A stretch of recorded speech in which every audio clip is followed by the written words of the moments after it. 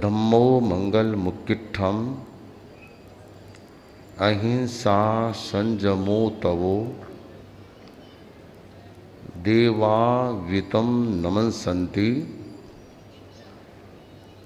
जस्स धम्मे सयामणो। आराध्य की श्री चरणों में वंदना। अंतः विराजमान परम पूज्य आचार्य प्रवर, जैन विद्या कार्यशाला के संभागी बंधुओं और बहनों एवं अन्य श्रोताओं, जैसा कि हमारे संयोजक मुनि ने बताया, आज का विषय है काल चक्र गतिमान। पहले हम शब्दों की मीमांसा करें जो विषय है। गतिमान जो सतत मूव होता है, सतत चलता है। काल चक्र जैसे एक पहिया होता है, व्हील होता है, वह चक्र के रूप में गोल गोल होता है, वैसे ही समय भी एक चक्र की तरह है, एक पहिए की तरह है। इसकी मीमांसा हमें इस पाठ में करनी है। पहले हमें यह समझना है कि लोक और अलोक, लोक क्या है, अलोक क्या है। इसकी मीमांसा आप पूर्ववर्ती पाठों में पढ़ चुके हैं और बहुत सुंदर मीमांसा गुरुदेव तुलसी ने लिखी है। षड द्रव्यात्मको लोक है। जहां पर 6 द्रव्य हैं, 6 द्रव्यों के बारे में कल आप लोगों ने विस्तार से सुना ही है कि जहां पर 6 लोक हैं, 6 द्रव्य हैं, वह क्या है, वह लोक है। और उन 6 द्रव्यों में एक द्रव्य है काल, टाइम, समय। काल का वैसे सीधा अर्थ क्या है, वर्तन, वर्तना, परिवर्तन होना, चेंज होना। जब मैं आया था यहां पर करीब 8:35 हो रही थी और अब 8:42 हो गई। चेंज हो गया। ये तो मोटे तौर पर है, सेकंडों में चेंज होता है। सेकंड्स में के भी कितने सेकंड्स बनते हैं, उसके अंतर्गत कितने भाग बनते हैं। तो ये सूक्ष्म रूप में परिवर्तन चलता रहता है और वह परिवर्तन हमारे सामने अनेक रूपों में आता है। अभी रात है, सूर्योदय होगा, दिन हो जाएगा, 7 दिन बीतेंगे, सप्ताह हो जाएगा, 15 दिन बीतेंगे, पक्ष हो जाएगा, 1-2 पक्ष होंगे, 1 महीना हो जाएगा, ऐसे 12 महीने बीतेंगे तो 1 वर्ष हो जाएगा। यह क्रम, क्योंकि काल है, यह परिवर्तनशील है, यह सतत प्रवाही है, सतत चलता रहता है, मूव होता रहता है, इसलिए इसमें यह चेंजिंग आती रहती है। अभी गर्मी है, वर्षा ऋतु आ जाती है, ठंड आ जाती है। यह मौसम भी समय के साथ परिवर्तनशील होती है। हमें यह देखना है कि यह काल चक्र है क्या। अन्य अन्य परंपराओं में हम देखते हैं सृष्टि का प्रलय होता है, फिर भगवान अवतार लेते हैं, सृष्टि को वापस पुनरुज्जीवित करते हैं, वापस जीवन चलता है, प्राणी उत्पन्न होते हैं और यह संसार चलता रहता है। कब तक? जब तक भगवान चाहते हैं। जब भगवान ने चाहा और प्रलय मचाते हैं, लगभग सब समाप्त हो जाता है। फिर उनकी इच्छा होती है, एको हम बहुत श्याम, कि मैं एकला हूं, अब मैं बहुत सारा हो जाऊं। फिर वे वापस सृष्टि की रचना करते हैं। और ये आपने पूर्ववर्ती वक्ताओं से सुन भी लिया कि जैन दर्शन के अनुसार सृष्टि अनादि और अनंत है, उसके कोई आदि बिंदु नहीं हो सकता। अभी अखबारों में बड़ी चर्चा है कि एक बिग बैंग के हिसाब से एक लेबोरेटरी बनी है साइंस की, स्विट्जरलैंड और फ्रांस के बॉर्डर पर जमीन के नीचे, और वे ऐसे कण की खोज कर रहे हैं कि जो सृष्टि के उत्पन्न होने में सहायक बना था, किंतु उनको ये पता नहीं कि वे सृष्टि की आदि है ही नहीं। कई बार उन्होंने चेष्टा की और कहते हैं कि बहुत किनारे पहुंचे हैं, वैज्ञानिकों के अलग अलग अभिमत हैं, ये तो पूरी खोज होने पर ही पता चलेगा कि क्या निकलता है। किंतु ये मान के चले, जैन दर्शन के अनुसार सृष्टि का आदि बिंदु नहीं है। अगर हम आदि बिंदु मानेंगे तो हमारे सामने कई सवाल खड़े हो जाते हैं। तो उसके पहले क्या था? क्या शून्य था? तो शून्य में सर्जन किसने किया? बहुत सारे ऐसे प्रश्न खड़े हो जाते हैं कि जिनका समाधान खोजना काफी टिपिकल होता है। अब जब ये जरूर है कि सृष्टि में अप डाउन्स आते रहते हैं, कभी विकास होता है तो विकास क्लाइमेक्स पर पहुंच जाता है, कभी पतन होता है, ह्रास होता है तो वह काफी नीचे तक चला जाता है। तो ये जो काल चक्र गतिमान, ये काल चक्र क्या है? हम एक सिंपल सी डेफिनेशन में समझें। आप अपने परिवारों में जीते हैं, आपके घर में दादा होते हैं, फिर उनके बेटे होते हैं, फिर उनके पोते होते हैं। तो हम समझें काल चक्र ये क्या है?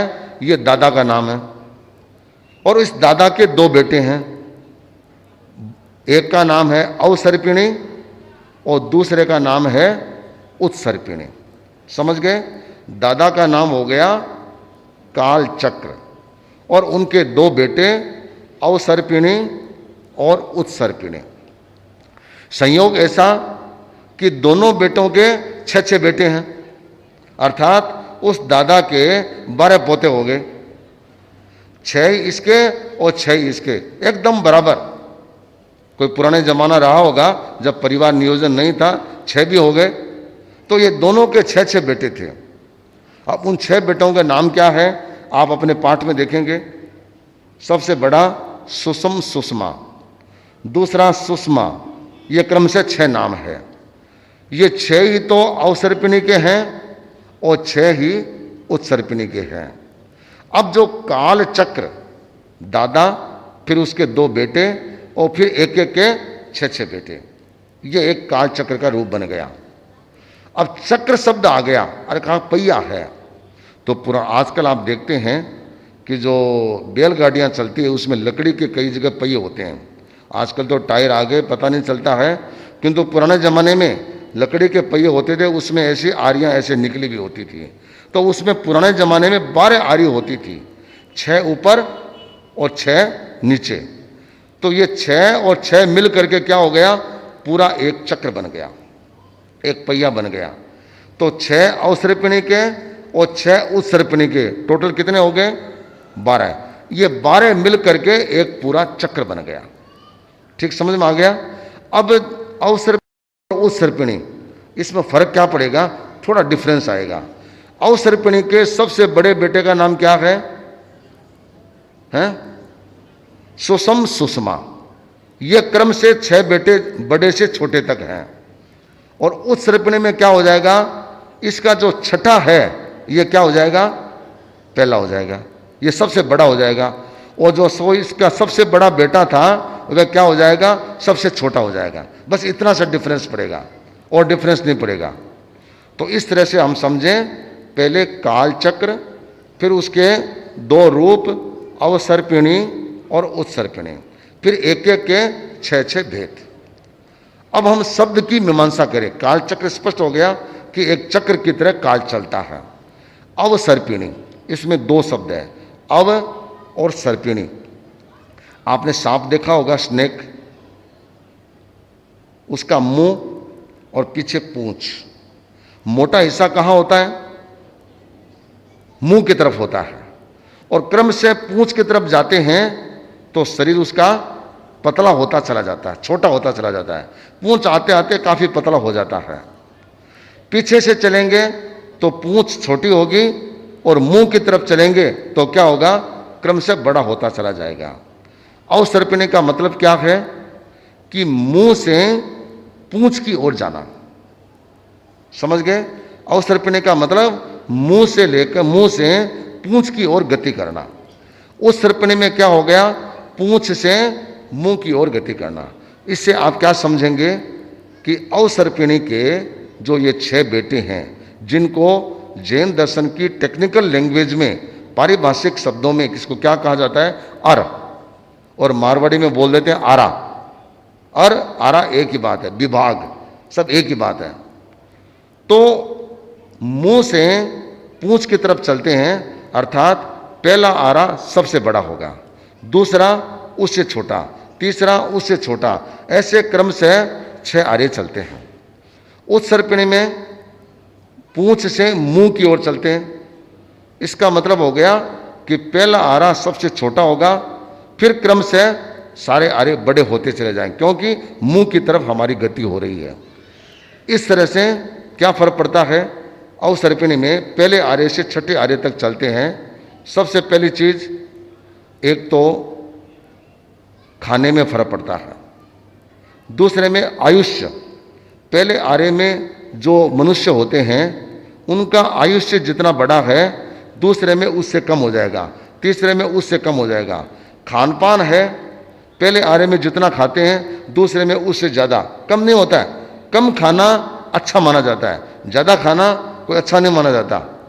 तो उससे क्रम से कम होता, ज़्यादा होता चला जाता है, और आयुष्य क्रम से कम होता चला जाता है। अर्थात जितना ज़्यादा खाते हैं ना, उतना आयुष्य क्या हो जाता है, कम होता चला जाता है।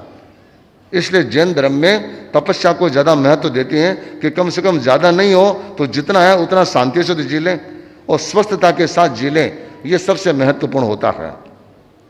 तो ये 6 आरे, ये आयुष्य की दृष्टि से, सुख की दृष्टि से, भोजन की दृष्टि से, हर दृष्टि से क्रम से इनमें ह्रास होता है।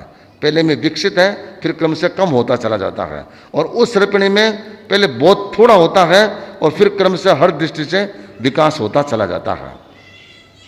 अब हमें समझना है, आप पहले आर्य को देखेंगे, सबसे पहला शब्द आया सुषम सुषमा।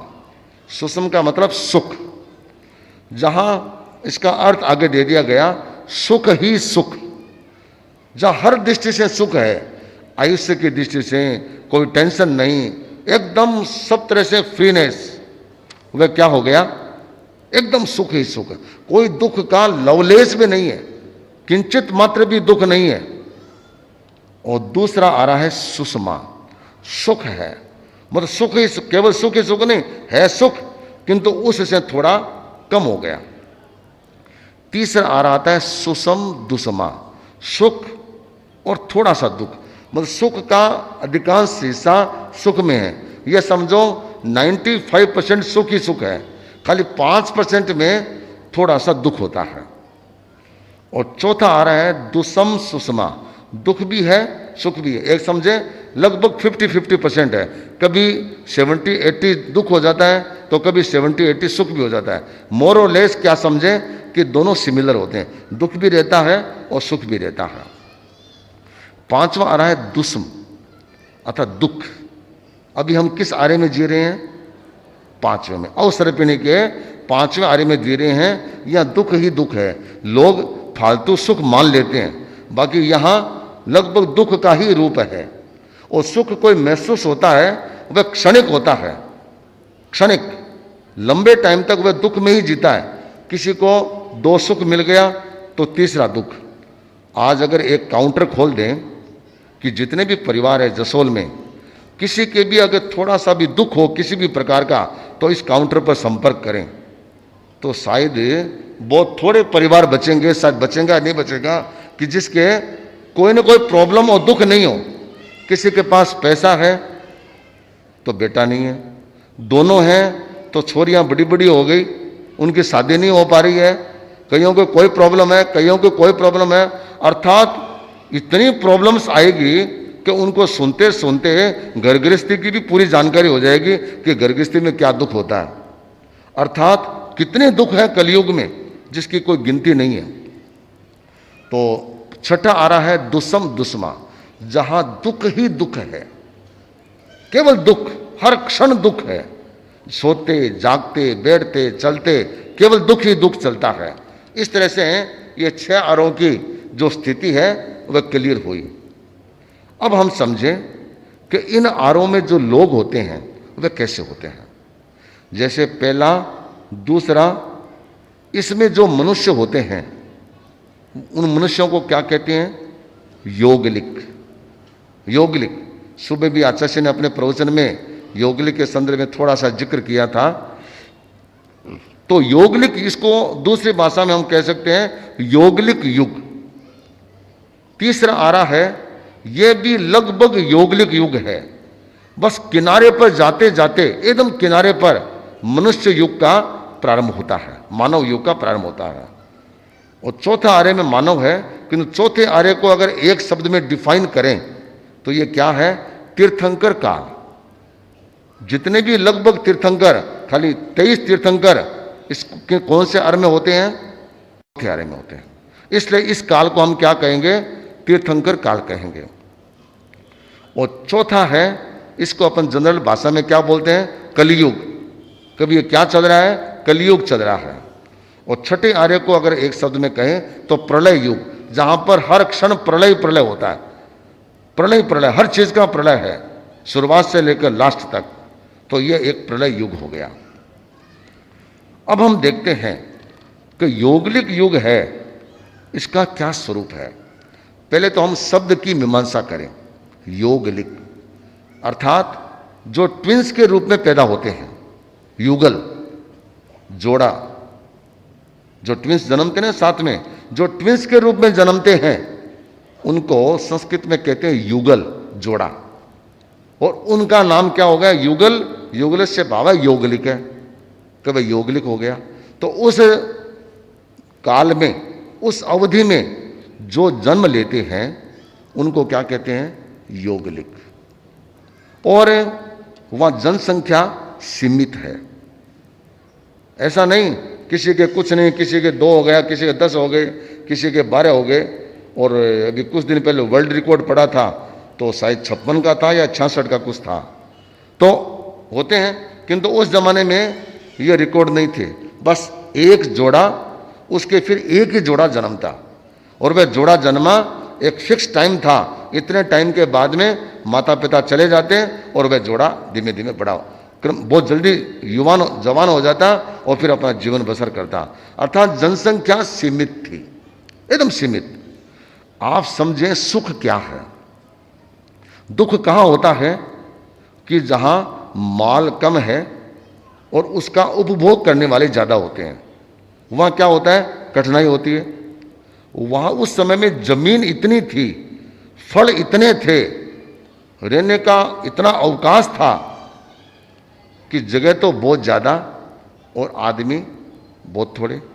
हम लोग बॉम्बे में थे तो बॉम्बे की एक छोटी सी एरिया है, जो मूल शहर है, वहां पर बताते हैं कि 1 स्क्वायर किलोमीटर में करीब 4000 लोग रहते हैं। अब बोलो 4000 लोग 1 स्क्वायर किलोमीटर में रहेंगे तो वहां कैसे सुख होगा? दिन भर रेलम पेट चलती रहेगी, सुख शांति कहां से मिलेगी? यह समझें कि उस जमाने में कोई 1000 किलोमीटर में एक जोड़ा रहता होगा। अब 1000 किलोमीटर में रहते हैं तो फिर उनको कोई टोकने वाला नहीं, आराम से रहो। मानो ये आज की भाषा में समझे कि उनके 1000 किलोमीटर के फार्म हाउस थे, बस उस फार्म हाउस में आराम से रहते थे। और उन फार्म हाउस में 10 प्रकार के कल्प वृक्ष थे। जैसे आजकल फार्म हाउस में क्या होता है कि मकान होता है रहने के लिए, इलेक्ट्रिसिटी होती है, ऐसा सब तरह की सुविधाएं होती है। उस जमाने में जो 10 कल्प वृक्ष होते थे वे रहने के लिए आश्रय भी देते थे, न धूप लगती न कोई पानी लगता। इतने अच्छे गहरे कल्प वृक्ष होते थे। और कुछ कल्प वृक्ष ऐसे होते थे कि जिनके पत्तों से लाइट निकलती थी, अर्थात प्रकाश रहता था। और कई ऐसे वृक्ष होते थे, कल्प वृक्ष, कि जिनके पत्ते हिलते तो मानो उनमें से एक तान निकलती थी, स्वर निकलते थे और मानो म्यूजिक चलता था, हल्का हल्का म्यूजिक चलता था। इस प्रकार के कल्प वृक्ष होते थे। तो उनको क्या प्रॉब्लम थी? दूसरे में भाषा का विकास नहीं। भाषा का विकास नहीं तो गप नहीं मारते। जितना लोग गप मारेंगे उतने तो झमेले बढ़ते हैं। आज के लोग चुप कहाँ रहते हैं? शांति से रहना बड़ा कठिन, और बहनों के लिए शांति से बैठना ये तो और भी मुश्किल।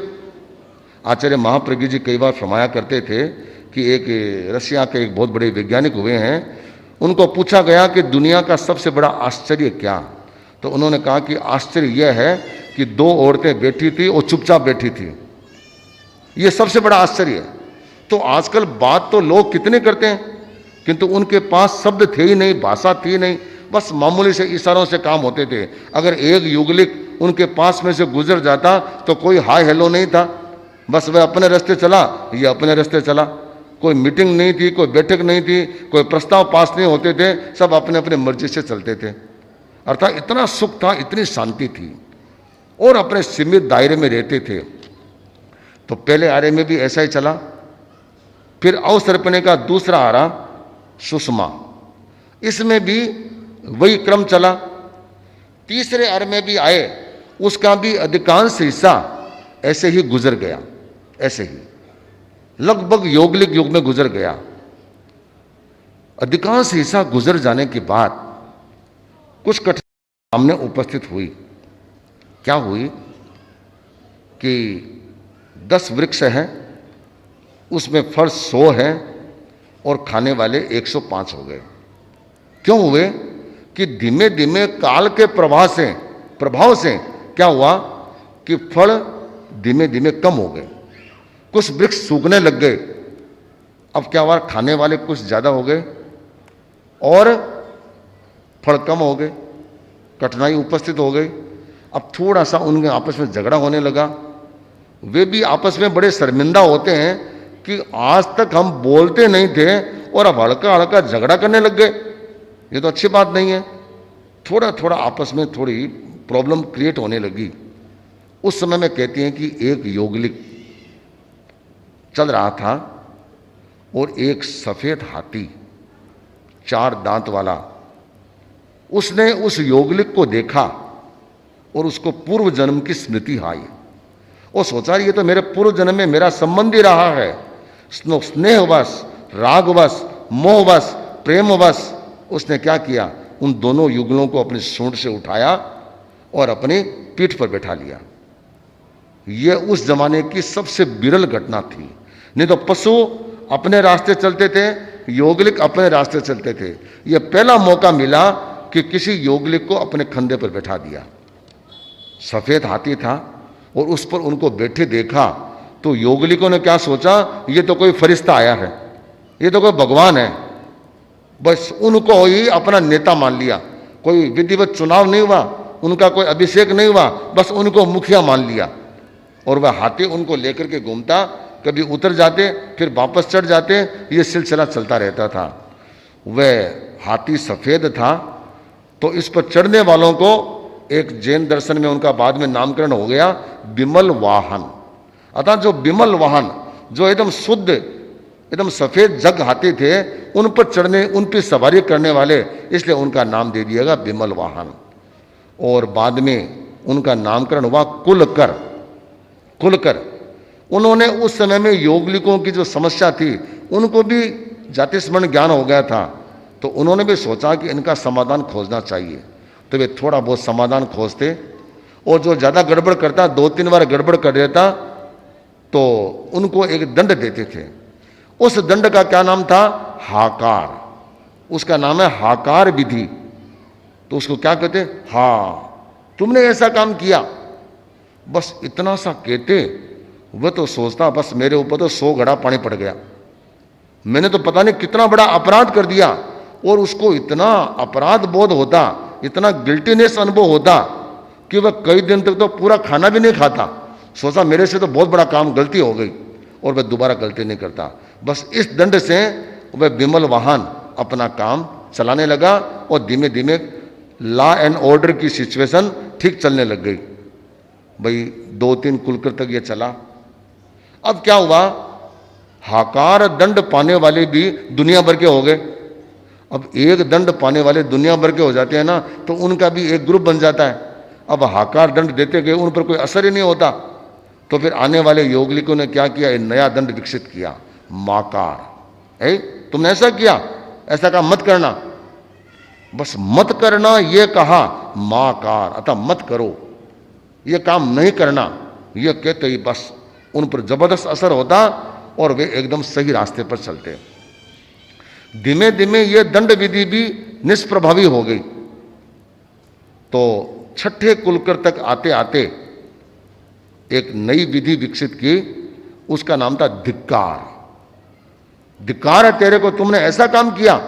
बस उनके सामने बड़ी समस्या खड़ी हो जाती। वो सोचता कि नहीं, ये तो मैंने बहुत बड़ी गलती कर दी, अब मेरे को नहीं करना। छठे ने ऐसा किया और सातवें कुलकर हुए नाभि, और उन्होंने भी ऐसा ही प्रयोग किया।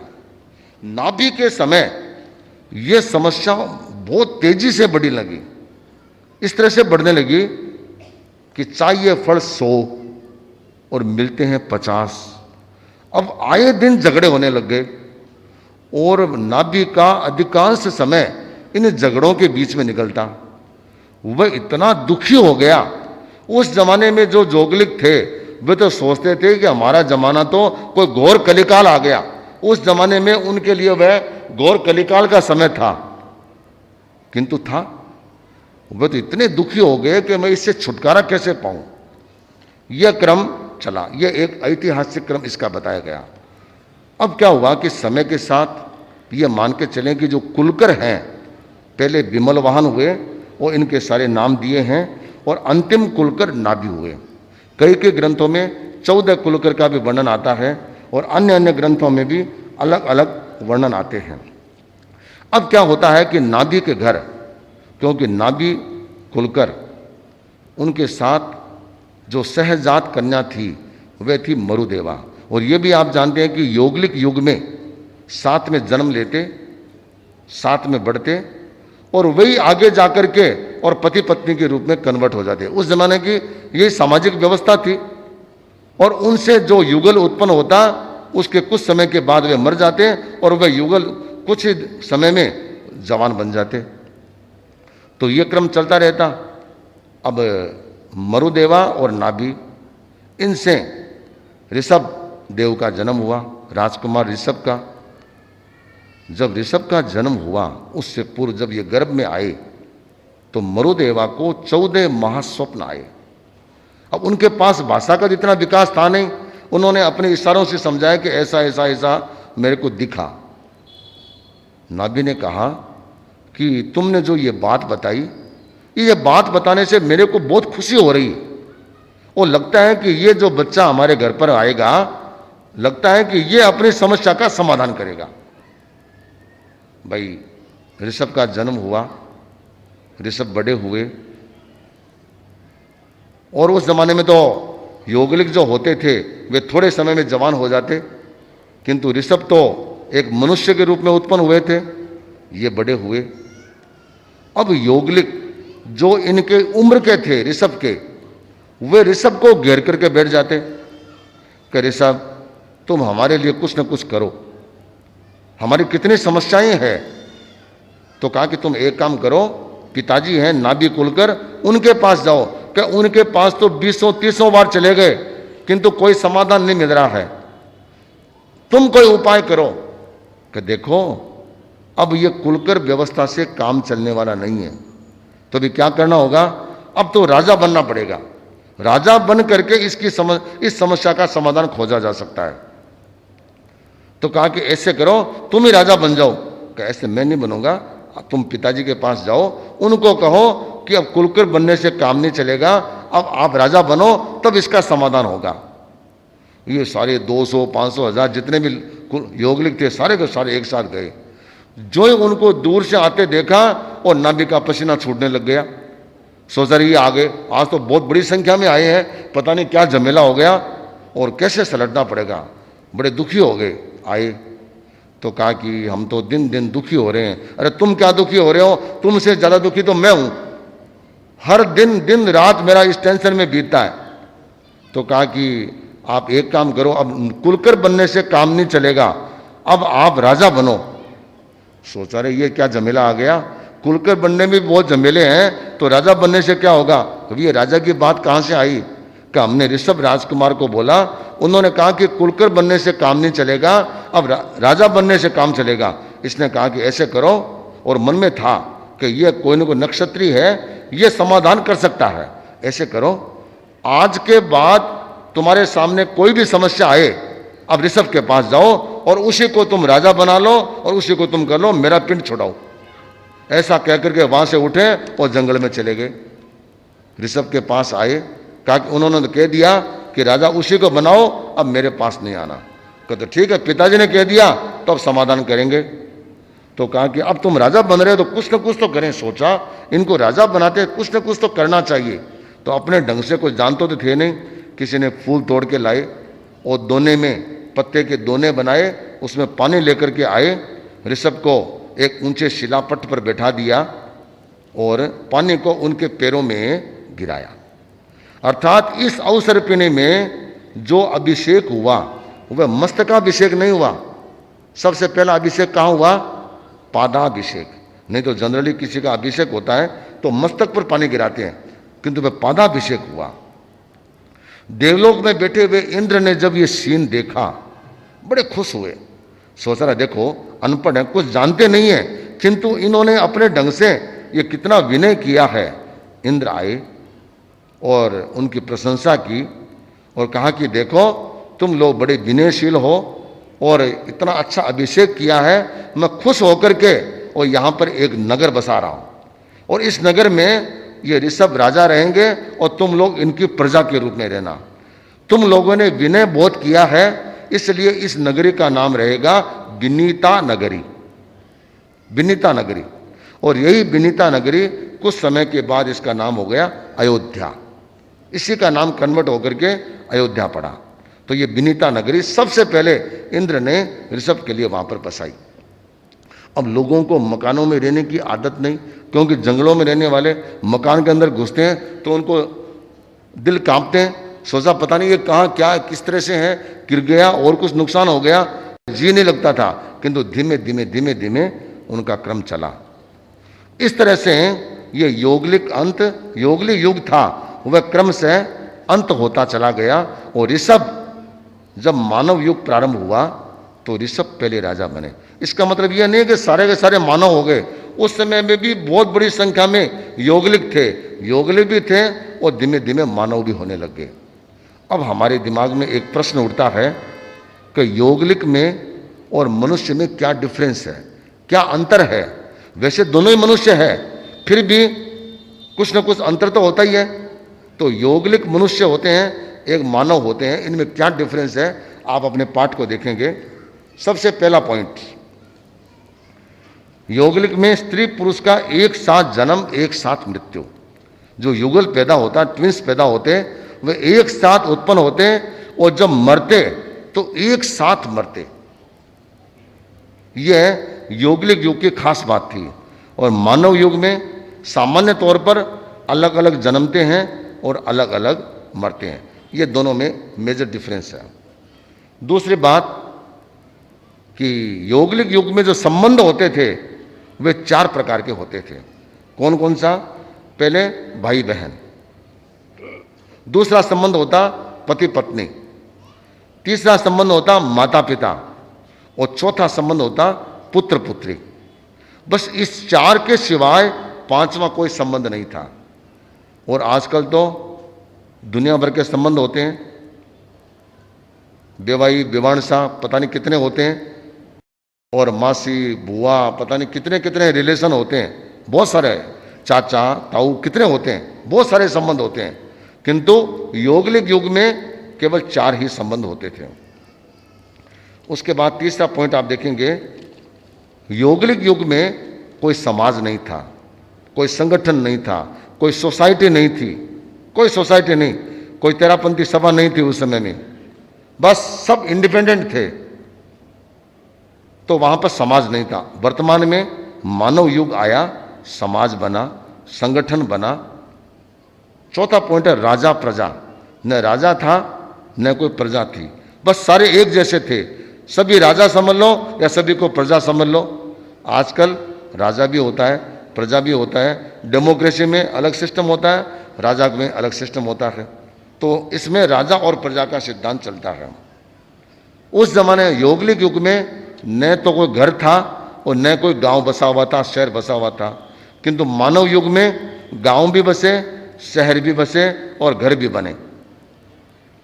छठा पॉइंट है उस समय में कोई संग्रह नहीं था, कभी थोड़ा सा पैसा रखें, एक्सचेंज तो था ही नहीं, मनी थी नहीं, करेंसी थी नहीं, बस मन हुआ, भूख लगी, फल तोड़ा, खा लिया, अगर प्यास लगी, पानी जगह जगह इकट्ठा पड़ा है, पानी पिया, बस। अर्थात संग्रह था ही नहीं, खा लिया, खत्म, कल क्या परसों क्या कोई मतलब नहीं, और न कोई विग्रह, कोई झगड़ा भी नहीं, झगड़ता भी नहीं बिल्कुल भी। और आजकल संग्रह भी खूब है और विग्रह भी खूब है, कदम कदम पर लोग लड़ने के तैयार हो जाते हैं। उस जमाने में शस्त्रास्त्र नहीं था, योगलिक युग में न कोई शस्त्र था न कोई अस्त्र था, और आजकल तो ठेठ एटम बम तक पहुंच गए। उस जमाने में अग्नि नहीं थी, अग्नि जैसे आजकल आप लोग खाना बनाते हैं ना, चाहे गैस पर बनाएं चाहे चूल्हे पर बनाएं, अग्नि होती है। उस जमाने में अग्नि नहीं थी, क्योंकि वातावरण इतना स्निग्ध था कि अग्नि की उत्पत्ति थी नहीं। मानव युग आया और मानव युग आने के कुछ समय के बाद अग्नि की उत्पत्ति हुई, क्योंकि स्निग्धता खत्म हुई, रुक्षता बढ़ी, तो अग्नि की उत्पत्ति हुई। और ये अग्नि इस मानव युग का मूल आधार बनी। आज अगर अग्नि न हो तो सारी चीजें छिन्न भिन्न हो जाए। ये जो प्रकाश दिख रहा है ये भी खत्म, और आप जो रोटी पानी खाते हैं ये भी पकाने का क्रम खत्म, गाड़ी घोड़े सब बंद, इंटरनेट मोबाइल सब बंद, कुछ नहीं, क्योंकि सबका मेन आधार क्या है? एनर्जी, पावर, ये तो मूल आधार है, यही अग्नि है। तो यही नहीं रहा तो इस वर्तमान युग का जो मूल आधार है ये भी खत्म हो जाता है। और योगलिक का मतलब क्या? आयुष्य की दृष्टि से देखें, जिनका आयुष्य करोड़ पूर्व से अधिक होता है वे क्या होते हैं? योगलिक। और जिनका करोड़ पूर्व से कम होता है, एक संख्या है, कालमान है कि भी करोड़ पूर्व से थोड़ा कम हो गया, कितना भी कम हो, वह क्या होगा? मनुष्य होगा। यह आयुष्य की दृष्टि से हो गया। ठीक आगे है कि वे पका हुआ भोजन नहीं करते थे, आजकल करते हैं। उस जमाने में 80 मसीह कृषि क्रम, मरे कोई शस्त्र नहीं था, कोई विनिमय व्यापारी नहीं थे, कोई खेती नहीं होती थी, और आजकल ये सारे होते हैं। उस समय में कोई क्रियात्मक धर्म नहीं था, योगलिक को सामायिक उपवास पोषद कुछ नहीं करते थे, क्रियात्मक धर्म नहीं था, और आजकल क्रियात्मक धर्म है। रोग और बुढ़ापा नहीं था, आजकल रोग और बुढ़ापा सब कुछ है। अपघात नहीं, अकाल मृत्यु नहीं होती थी। जो जितना आयुष्य होता था योगलिक का, कोई विशेष कारण के बिना हमेशा पूरा आयुमान भोगते थे, और आजकल अपघात होते हैं, अकाल मृत्यु भी हो जाती है। उस समय में गाय भैंस घोड़ा ये पशु पालतू नहीं होते थे, आजकल लोगों ने इनको पालतू बना लिया। इस तरह से योगलिक युग में और मानव युग में ये एक बहुत बड़ा डिफरेंस रहा।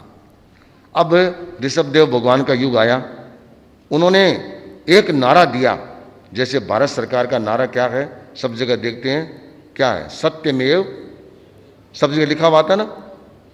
और उन्होंने एक नारा दे दिया, श्रम एव जयते, जो श्रम करेगा वह टिकेगा, बाकी नहीं टिकेगा। एक श्रम की चेतना जगा दी और सब लोग काम करने लग गए। कहा बाबा और तो मैं कुछ नहीं कर सकता, लिखा पढ़ेगा मैं ये काम कर दूंगा, ठीक है तुम ये काम कर, मैं और तो कुछ नहीं कर सकता। तो उन्होंने 3 वर्ग बनाए, क्षत्रिय और वैश्य, पहले 2 बनाए, फिर किन्हीं 3 भाई थे, एक भाई ने कहा कि मेरे से दोनों काम पार नहीं पड़ता, तो तू ऐसा कर, इन गलियों की सफाई कर।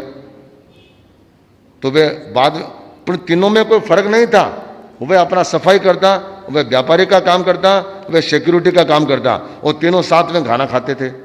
किंतु बाद में इनको जाति का रूप दे दिया, कभी ये शूद्र यहां पर प्रवेश नहीं करते, ये जातिगत जो रूप था ये बाद में घुसा।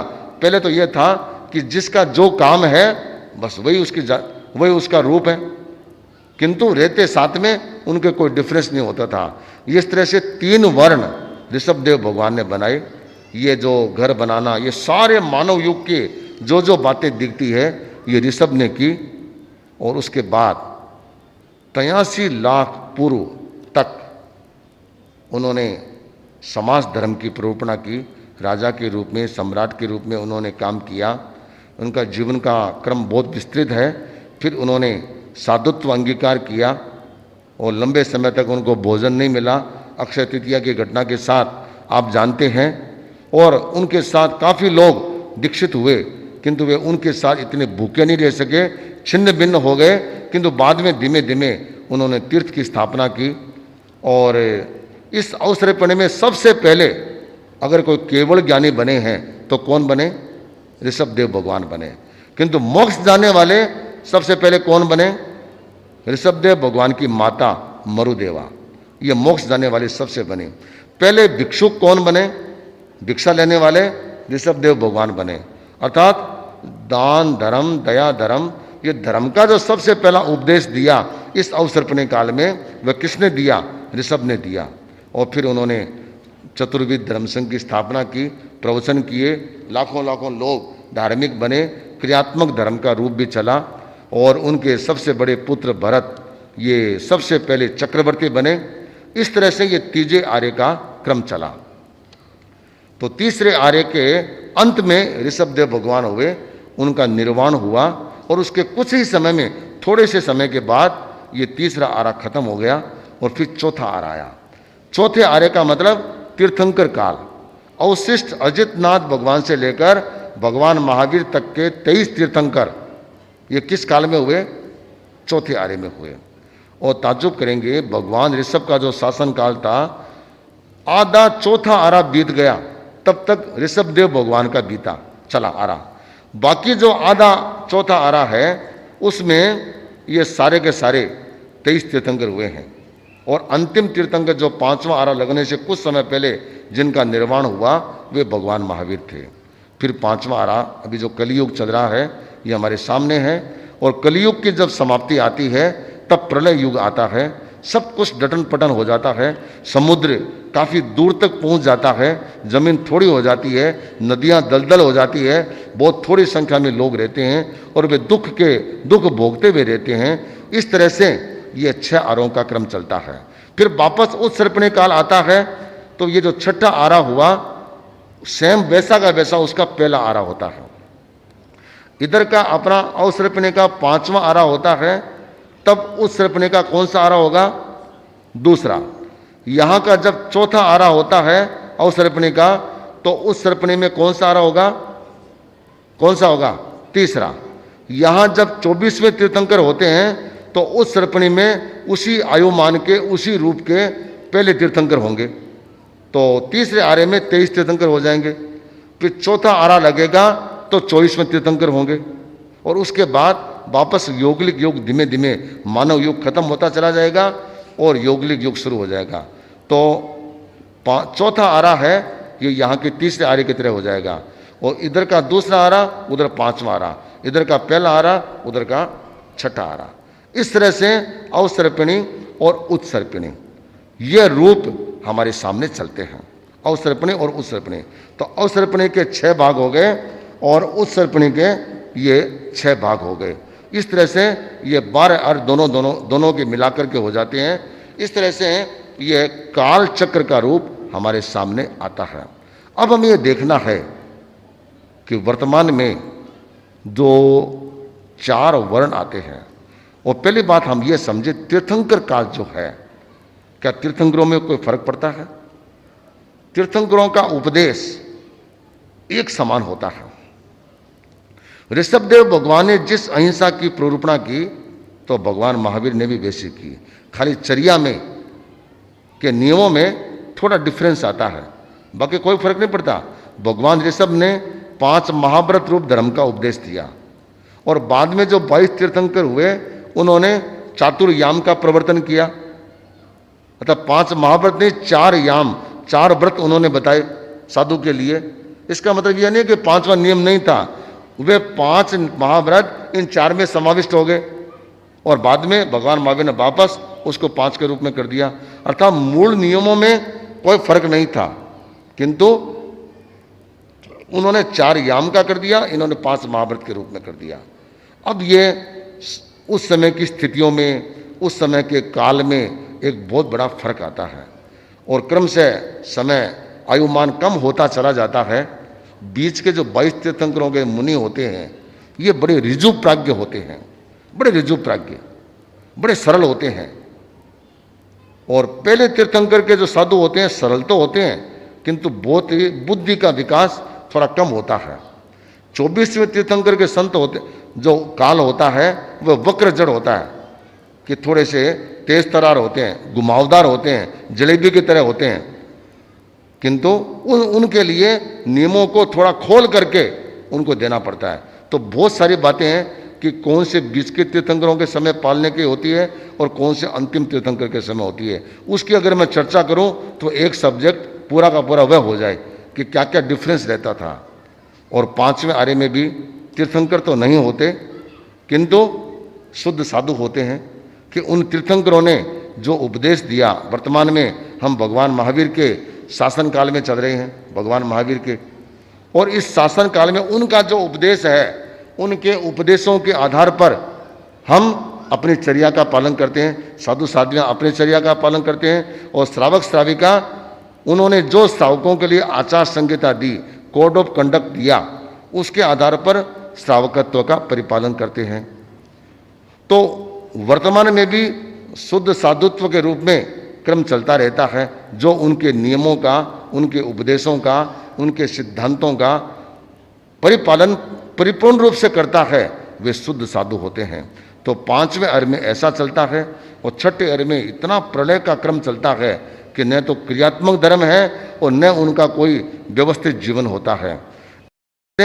ये रूप हमारे सामने आया। अब जो 3 वर्ण भगवान ऋषभ ने स्थापित किए थे, राजा के रूप में थे, तब ये क्षत्रिय, वैश्य और शूद्र के रूप में जो ब्राह्मण वर्ग की उत्पत्ति हुई, वह सम्राट भरत के समय में हुई।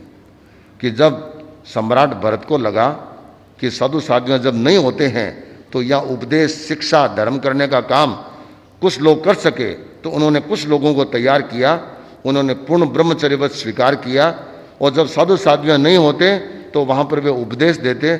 लोगों को ये काम बड़ा अच्छा लगा, न कमाना न दमाना, खाली उपदेश देना, खूब मौज मस्ती करना। तो बहुत बड़ी संख्या होने लगी। तो सम्राट भरत ने एक नियम कर दिया कि जिसको मैं अपने छाती के ऊपर 3 लाइनें खींचूंगा, उन्होंने अपने रत्न से 3 लाइनें खींची, बस वही मेरे द्वारा मान्यता प्राप्त, आज की भाषा में लाइसेंस जिसके पास है, बस वही ये काम कर सकेगा। ये लाइसेंस के रूप में 3 रेखाएं खींची। भरत चक्रवर्ती के बाद अब लाइनें कौन खींचे, वैसे रत्न भी नहीं थे, तो फिर एक जनेऊ का रूप चला। ऐसे 3 धागे डाल देते थे, ज्ञान, दर्शन, चारित्र के रूप में, और वही आगे जाकर के बहुत लंबे काल के बाद जब ब्राह्मण वर्ग ये श्रमण धर्म से एकदम पृथक हो गया, तो उसको एक जनेऊ का रूप दे दिया। आज भी उनमें यज्ञोपवीत होता है, जनेऊ धारण की एक दीक्षा होती है, वह उनका वह क्रम चला। तो इस इतिहास के साथ बहुत सारी बातें जुड़ी हुई है।